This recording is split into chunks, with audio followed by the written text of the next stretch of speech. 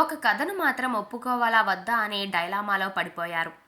అదేదో కాదు, త్రివిక్రమ్ శ్రీనివాస్ దర్శకత్వంలో పవన్ కళ్యాణ్ కెరీర్లో బిగ్గెస్ట్ బ్లాక్ బస్టర్గా నిలిచిన అత్తారింటికి దారేది చిత్రం. ఈ కథను దర్శకుడు త్రివిక్రమ్ ముందుగా మహేష్ బాబుకే వినిపించారు. మీరు చేస్తే బాగుంటుందంటూ ఒప్పించడానికి గట్టిగా ప్రయత్నించారు. అయితే ఎందుకో ప్రిన్స్కు కథ నచ్చలేదు. అయినా కొన్ని సన్నివేశాలను మారిస్తే నటిస్తానని మహేష్ బాబు అన్నారు. కానీ సన్నివేశాలు మార్చడానికి త్రివిక్రమ్ అంగీకరించలేదు. చివరకు కథ పవన్ కళ్యాణ్ దగ్గరకు చేరింది. సినిమా భారీ హిట్గా నిలిచింది. అప్పట్లో ఆ సినిమా వదులుకున్నందుకు మహేష్ బాబు ఎంతో బాధపడేవారు.